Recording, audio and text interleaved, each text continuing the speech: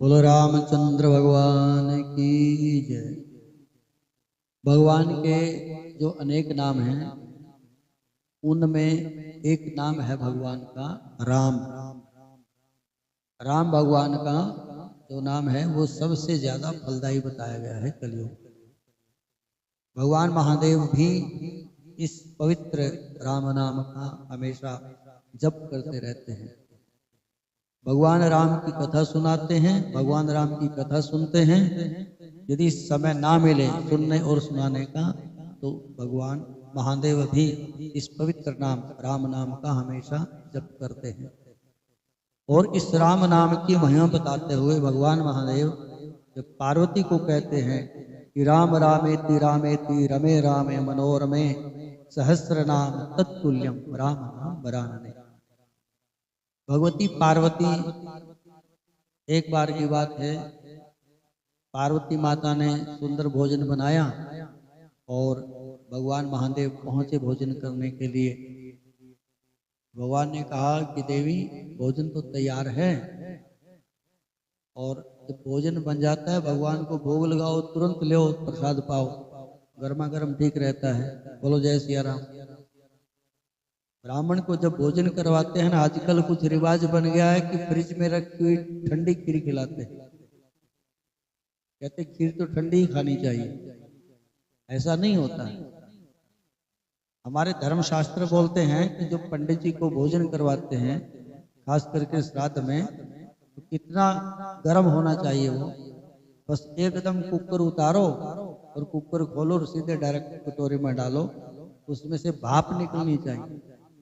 भाप निकलते निकलते ही पंडित जी के आगे वो थाली देनी चाहिए। इतना गर्मा गर्म भोजन होना चाहिए। तो भगवान महादेव ने कहा कि देवी लाओ जल्दी भोजन कर लेते हैं। तो पार्वती माता कहने लगी कि पहले विष्णु सहस्त्र नाम का पाठ कर ले हम, क्योंकि बिना पाठ किए बिना पूजा किए वो भोजन नहीं करती थी। माता जी नियम बना रखा था। और भोजन करने का अधिकार भी उस व्यक्ति को है जो भगवान का भजन करने के बाद भोजन करता है।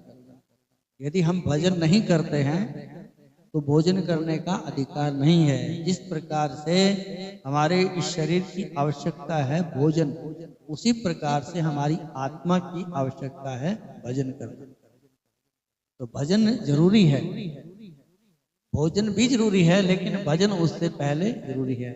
जो भजन करे उसी को ही भोजन करने का अधिकार है। स्मृति कहती है कि शतम विहाय भोक्तव्यम, 100 काम छोड़ करके भोजन करना चाहिए। जब आप कोई भी काम कर रहे हैं दुनियादारी के, संसार के, तो जब समय भोजन का हो जाए तो शतम विहाय 100 काम छोड़ दो, लेकिन जब भोजन का समय हो तो भोजन करना चाहिए। सहस्र स्नानम आचरेत, और जो स्नान करने का समय हो तो उस समय स्नान करना चाहिए। सहस्रम का अर्थ होता है 1000। 1000 काम भी पड़े हों तो भी 1000 काम छोड़ करके व्यक्ति को स्नान करना चाहिए। लक्षम विहाय दातव्यम, 1,00,000 काम छोड़ करके व्यक्ति को दान करना चाहिए। और जब भजन की बारी आई तो स्मृतिकार कहते हैं कोटिम विहाय हरिम भजे, करोड़ों काम छोड़ करके भी भगवान का भजन करना चाहिए। तो स्मृतिकार बहुत सुंदर उपदेश करते हैं। शतम विहाय भोक्तव्यम, सहस्र स्नानम आचरेत, लक्षम विहाय दातव्यम, कोटिम विहाय हरिम भजे। करोड़ों काम छोड़कर, करोड़ों का अर्थ है कि सारे काम छोड़ दो भगवान का भजन करने के लिए। तो पहले भजन, उसके बाद भोजन होना चाहिए। तो पार्वती माता कहते हैं कि प्रभु थोड़ा भजन कर ले। तो महादेव ने कहा कि कौन सा भजन करते हो? बोले मैं तो प्रतिदिन विष्णु सहस्त्र नाम का पाठ करती हूँ। विष्णु सहस्त्र नाम का जो पाठ है उसमें बहुत जल्दी जल्दी में भी करेंगे तो 20-25 मिनट लगी जाएंगे। उसमें भगवान के 1000 नामों का वर्णन है। उसमें भीष्म पितामह युधिष्ठिर महाराज को जो विष्णु सहस्त्र नाम है इसका उपदेश करते हैं और भगवान के नाम की महिमा बताते हैं। तो पार्वती को भगवान कहते हैं कि देवी इसमें तो देर लगेगी, भोजन ठंडा हो जाएगा। तो बोले तब ये तो जरूरी है। तो बोले हम एक ही नाम बता देते हैं आपको जो विष्णु सहस्त्र नाम के बराबर का हो।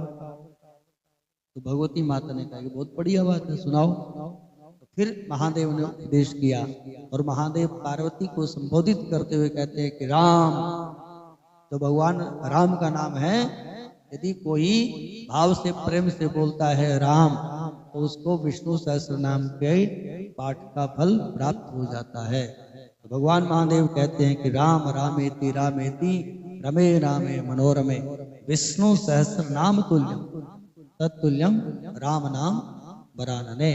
हे पार्वती, ये जो राम का नाम है ये विष्णु सहस्त्र नाम के समान फल देने वाला है, इसलिए भगवान महादेव के साथ पार्वती भी इस नाम को जपती है। बोलो जय सिया राम। ये राम नाम की महिमा बताई गई है। वैसे ये मत समझना कि कृष्ण नाम की महिमा कम है और नारायण नाम की महिमा कम है। ये मैंने एक दिन पहले भी बताया था आपको कि हम कोई भी नाम जपते हैं, जब किसी की महिमा गाते हैं, किसी वस्तु की महिमा गाते हैं, स्थान की महिमा गाते हैं, तीर्थ की महिमा गाते हैं, तो उसको सर्वोपरि रखा जाता है। तो भगवान महादेव ने जब राम नाम की महिमा बताई तो राम नाम को ही सर्वोपरि रखा। जो भगवान का नाम है राम, ये सारे के सारे जितने भी हमारे शास्त्र हैं उनका सार है, तत्व।